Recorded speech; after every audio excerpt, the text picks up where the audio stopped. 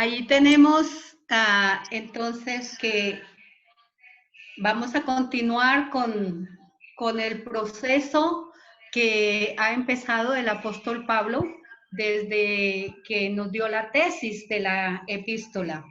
La semana pasada dejamos a un enfermo en la sala de cuidados intensivos, ¿recuerdan? Los llevamos corriendo y no había signos vitales. No hay justo ni a uno, no hay quien entienda, no hay quien busque a Dios. Todos algunas se han perdido y no hay temor de Dios delante de sus ojos. Ahí están en cuidados intensivos ese pobre mundo enfermo. Me imagino tan gordo, patas arriba, dando los últimos suspiros, ¿no? Y lleva el equipo del cielo a revisarlo y no hay nada, está podrido, está dañado por dentro, necrosiado, el pecado, los vicios, las transgresiones, todo lo que nos ha dicho en el capítulo 1, en el capítulo 2, en el comienzo del capítulo 3 con los judíos, todo va apareciendo allí como una masa de muchos pecados, de mucha enfermedad y de mucho dolor. Entonces, no hay esperanza para ese enfermo. El enfermo está en cuidados intensivos y no hay nada que hacer, ¿cierto? ¿Están escuchando? Sí, ese enfermo en cuidados intensivos tiene que morir. Tiene que morir, va a morir. Fíjese que buscamos la causa y la causa está afuera, por donde camina, por lo que ve, por lo que hace. En todo eso ha ido acumulando pecado y está muy mal. Y tiene que morir en sus delitos y pecados o tiene que morir a sus delitos y pecados. Y cada día miles y miles de personas mueren en sus delitos y pecados.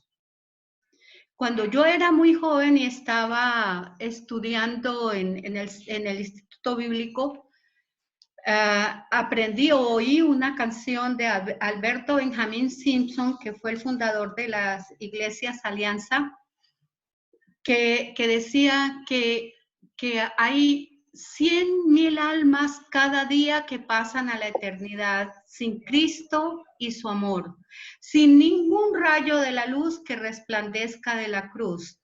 Y la canción era como una marcha fúnebre y decía así: pasan, pasan, pasan a la eternidad los miles sin Jesús. ¿Y tú qué dirás? Y a mí siempre me impactó eso. ¿Yo qué voy a decir ante tanta urgencia y tanta necesidad? El mundo muere en sus delitos y pecados. No hay signos vitales, no hay forma de sanarlo porque está muy enfermo y está buscando medios que no son posibles. La idolatría, buscan a los astros, adoran hasta al demonio, buscando medios que les hacen más daño que bien. Están muriendo en sus delitos y pecados. Y eso debe dolernos, porque son nuestros congéneres, los mismos que habitamos el mismo mundo. No podemos ponernos todos alegres porque yo si no estoy así. El mundo va a morir en sus delitos y pecados o a sus delitos y pecados. Ese mundo en cuidados intensivos tiene que morir o en sus delitos y pecados o a sus delitos y pecados. Nosotros nos vamos a concentrar en esta segunda posición de aquí en adelante. Ya Pablo nos ha mostrado toda la situación del mundo y el que muere así, sabemos que en el verso 23 nos dice: todos pecados están destituidos de la gloria de Dios. Es categórico. Vamos a mencionarlo más luego.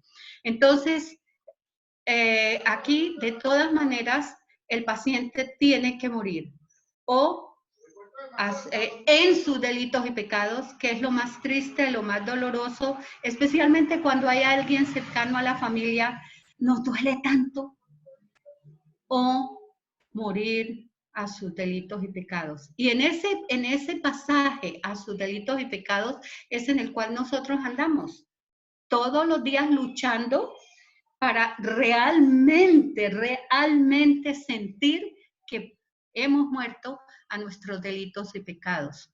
De todas maneras, recuerden, el paciente tiene que morir. A morir en sus delitos a sus delitos y pecados, las Sagradas Escrituras le llaman nacer de nuevo. O sea, el paciente muere, pero a sus delitos y pecados, y nace, adquiere una nueva vida. ¿Qué dice en la entrevista que hizo Nicodemo a Jesús? ¿Qué le dijo Jesús? De cierto, Juan 3:3, de cierto os digo que el que no naciere de nuevo no puede ver el reino de Dios. O sea, hay que nacer de nuevo. En Efesios 4:22 hay otra figura. Es despojarnos del viejo hombre y vestirnos el nuevo hombre creado según Dios en justicia y santidad de la verdad. Ese es desvestirnos completamente, arrancar completamente de la vida, los delitos, los pecados, esa vida antigua, y vestirnos del nuevo hombre creado según Dios. Ese nuevo hombre no lo puedo crear yo, porque si yo misma creo ese nuevo hombre, segurito allí van también los delitos y pecados. Pero si es creado según Dios, Él va a vestirnos de justicia, de santidad y de verdad. Esa es la idea de ese hombre que muere a sus delitos y pecados para tener una nueva vida en Cristo. En Efesios 2:1-3, Él os dio vida a vosotros cuando estabais muertos en vuestros delitos y pecados, en los cuales anduvisteis en otro tiempo, siguiendo la corriente de este mundo, conforme al príncipe de la potestad del aire, el cual ahora opera en los hijos de desobediencia, entre los cuales también vosotros o nosotros vivimos en otro tiempo en los deseos de nuestra carne, haciendo la voluntad de la carne y de los pensamientos, y éramos por naturaleza. Esa es la naturaleza del ser humano, hijos de ira, lo mismo que los demás. Entonces, con esto en mente, ¿no? Hay que vestirse del nuevo hombre. Él nos dio vida juntamente con Cristo y el panorama va a cambiar. El apóstol Pablo, de aquí en adelante, se propone mostrarnos una nueva realidad. Lo que él nos va a enseñar, en primer lugar, es que nadie es justificado por las obras de la ley, pero él va a mostrarnos una nueva realidad. Y por eso él comienza con la frase, pero ahora. Pero ahora. Podemos poner, pero ahora. Allá está, pero ahora. Y cuando dice pero ahora, él ahí mismo empieza a desarrollar la tesis. Empieza a mostrarnos, ya que nos ha mostrado el hombre sin el evangelio. El hombre que muere en sus delitos y pecados. El hombre que no tiene esperanza de vida en sí mismo, porque Dios se le ha revelado y lo ha rechazado. Pero ahora, y cuando nosotros decimos pero ahora, estamos pensando que en algo que es lo opuesto a lo que venía diciendo, sin romper el argumento. Y aquí empieza él a desarrollar la tesis, porque no me avergüenzo del evangelio, porque es poder de Dios para salvación a todo aquel que cree, al judío primeramente y también al griego, porque en el evangelio la justicia de Dios se revela por fe y para fe, como está escrito, mas el justo por la fe vivirá. Entonces ahora va a empezar a hablarnos de lo que es ese evangelio del cual él no se avergüenza, y la primera cosa que él nos dice es poder de Dios. Vamos a estar manejando todos estos contenidos que nos muestran el poder de Dios para salvar al hombre. Todo lo que Dios hizo para salvarnos, para llevarnos a nacer de nuevo, para despojarnos del viejo hombre y vestirnos con el nuevo hombre creado según Dios en justicia y santidad de la verdad. Bueno, aquí cuando comienza a hablarnos de todo esto, él comienza a mostrarnos todo lo que contiene la epístola de ahí en adelante.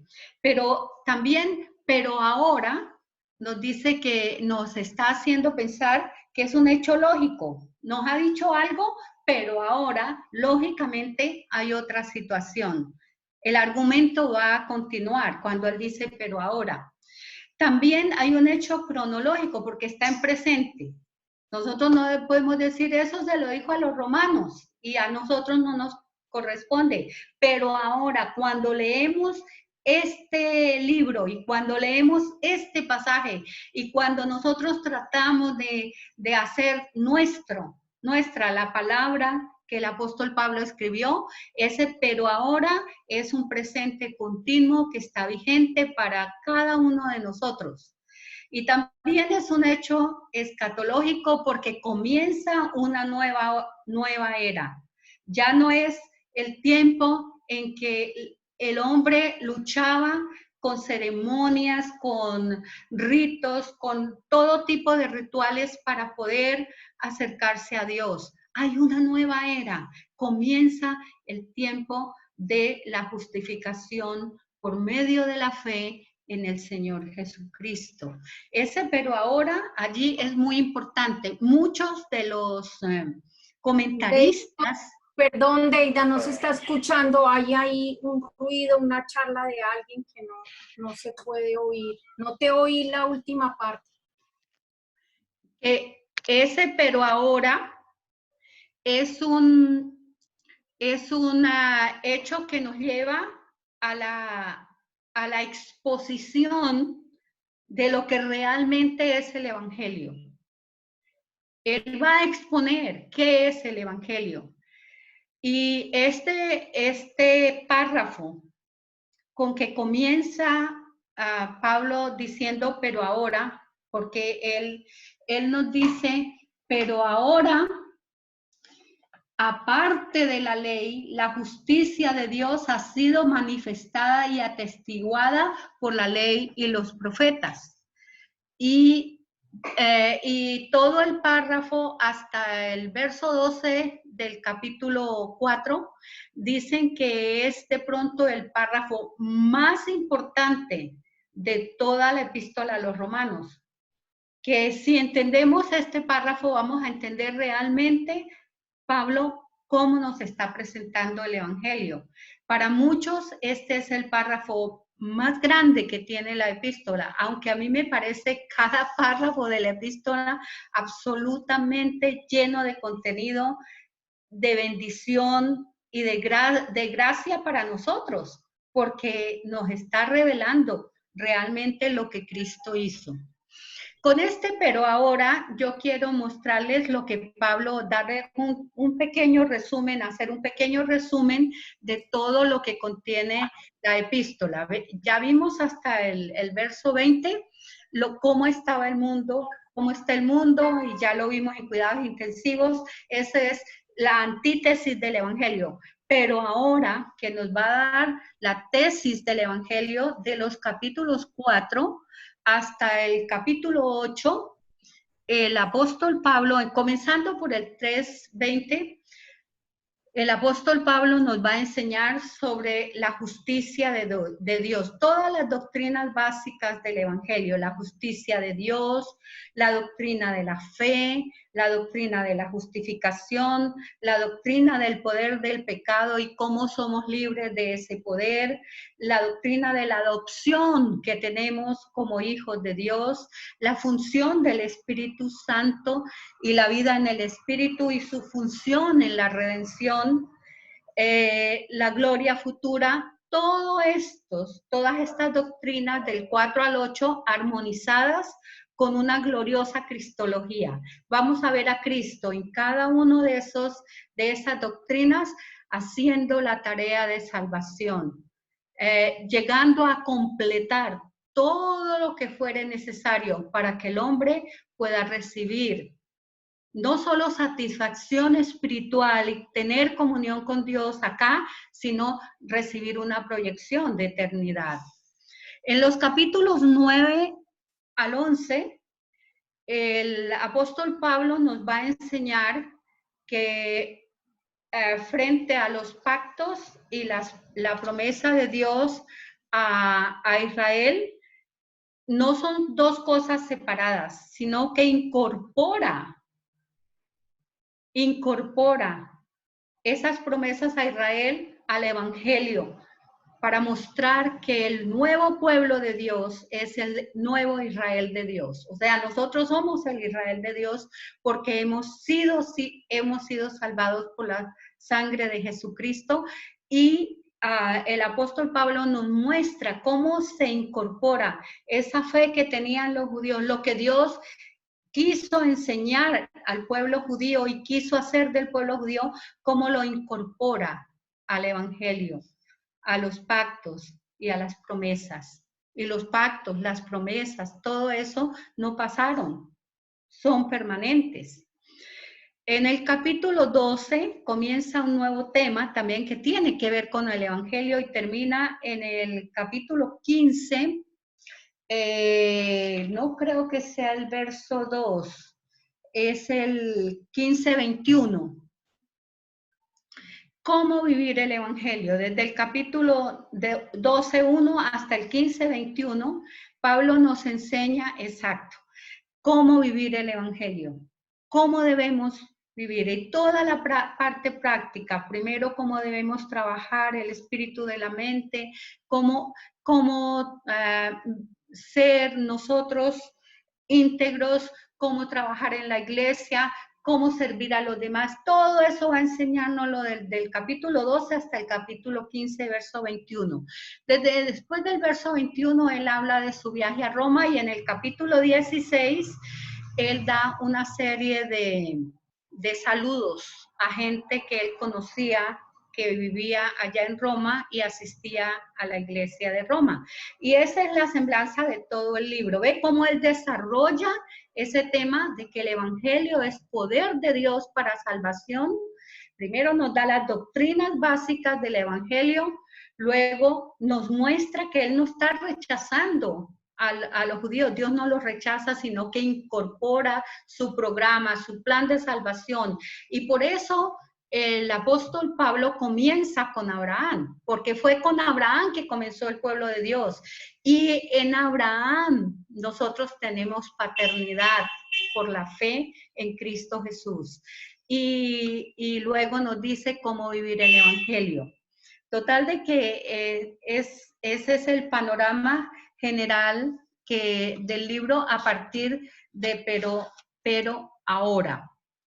Entremos pues ahora sí en materia. Volviendo al enfermo de la UCI, vimos que la vacuna, hasta ahí llegamos la vez pasada, que la vacuna estaba lista, está aprobada desde antes. ¿Y por qué dijo desde antes? Porque realmente el programa de salvación para la humanidad viene desde el llamamiento de Dios a Abraham. Abraham es el hombre de los pactos con Dios y todavía no existía la ley. Tenemos que ubicarnos en Abraham antes de la ley, antes de la circuncisión. Y Abraham fue justificado por la fe antes de la ley y antes de la circuncisión. No fue necesario para él ser justificado el tener la ley, ni fue necesario estar circuncidado. Después, como señal del pacto, él se circuncidó.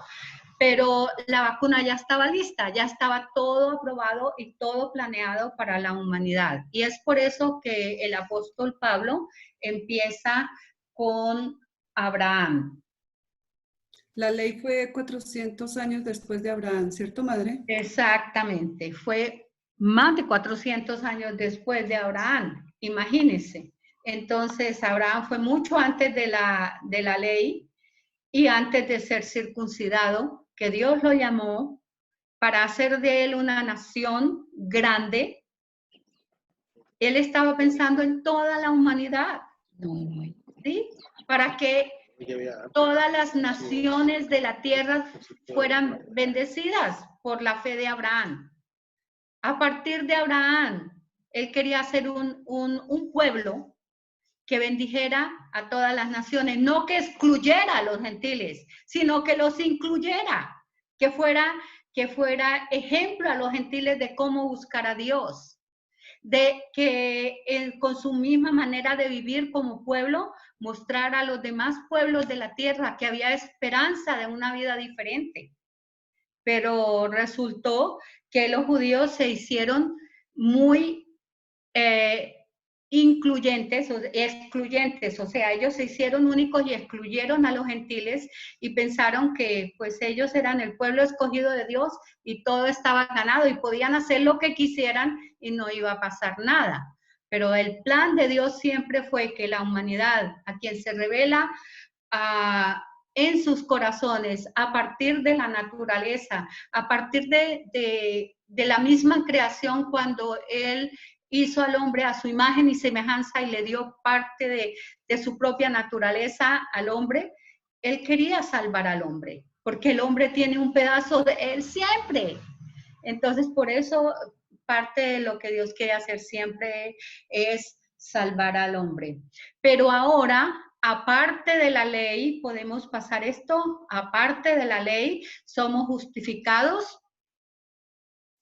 por medio de la fe en Cristo Jesús. Este es el resumen aquí de una sola lección que hay hasta el verso 12 del capítulo 4. Es Romanos 3, 21, 22. Aparte de la ley, se ha manifestado la justicia de Dios por medio de la fe en Cristo Jesús. ¿Cuál es entonces el tema que va a desarrollar el apóstol Pablo? El primer tema que va a desarrollar es el tema de la fe. Y es de pronto lo que más repite en la tesis. Vuelvo a decir la tesis para que ustedes noten cuántas veces menciona la palabra fe. Porque no me avergüenzo del evangelio, porque es poder para salvación a todo aquel que cree. La palabra creer en griego es la misma raíz de fe. Pistis, pisteos, pisteo, esa palabra es la misma, creer. Entonces no me avergüenzo del evangelio porque es poder de Dios para salvación a todo aquel que cree. Al judío primeramente y también al griego, incluyente, absolutamente incluyente. Toda la humanidad puede creer y puede aceptar a Jesús como su Señor y Salvador.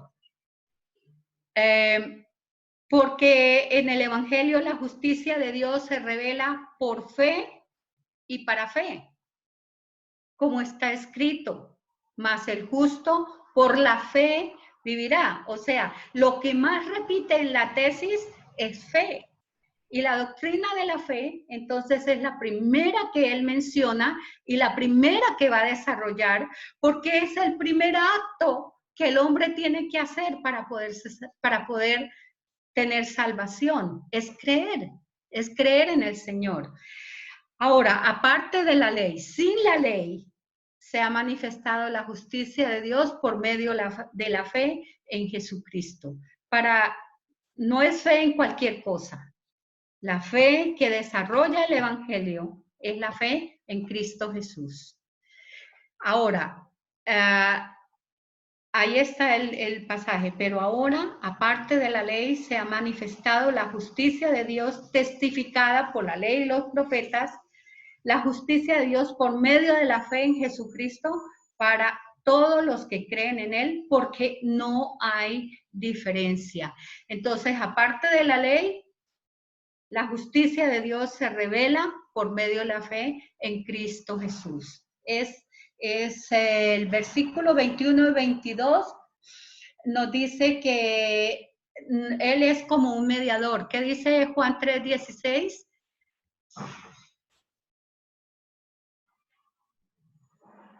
Juan 3:16 dice que de tal manera amó Dios al mundo que dio a su Hijo unigénito para que todo aquel que en Él cree no se pierda, mas tenga vida eterna. Y 1:12 dice, mas a todos los que le recibieron a Jesucristo, ¿no? Les dio la capacidad de ser hijos de Dios, de ser hechos hijos de Dios a los que tienen fe en su nombre, a los que creen en su nombre. Entonces, aparte de la ley y la justicia de Dios, es por medio de Jesucristo. Estaba atestiguada por la ley y los profetas. Y antes de la ley también, en Abraham. Abraham tuvo que creer a Dios y su fe le fue contado por justicia.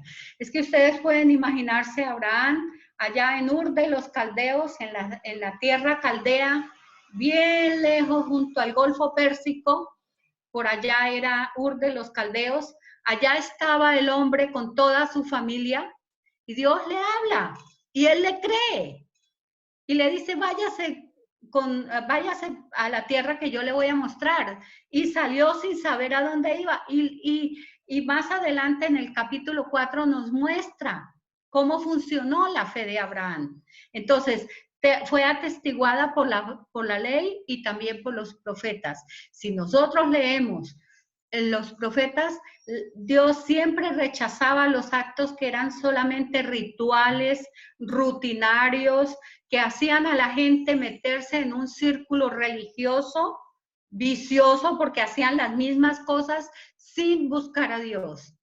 Pero el Señor dice que la justicia de Dios viene por medio de la fe en Jesucristo. Y para encontrar la justicia de Dios hay que creer en Él. Y hay que aceptar que Él no hace diferencia ni de raza, ni de culturas, ni de ninguna situación humana. Él quiere que el ser humano, todo el mundo, crea en Él. Por eso la comisión del Señor Jesús que vemos en el capítulo 28 del Evangelio de Mateo es ir por todo el mundo y predicar ¿qué? El Evangelio. ¿A quién? A toda criatura. Diciéndoles ¿qué? Enseñándoles que guarden todas las cosas que yo os he mandado.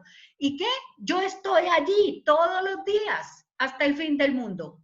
O sea, es un evangelio continuo en el tiempo. Todo el tiempo el evangelio es viviente. El evangelio es real para la humanidad. El verso 23 nos dice, ¿por qué fue necesario todo esto? Porque todos habían pecado y estaban destituidos de la gloria de Dios. Y ya nosotros vimos eso en la semana pasada. No hay justo ni aun uno, no hay quien entienda, no hay quien busque a Dios. Todos pecaron, todos a una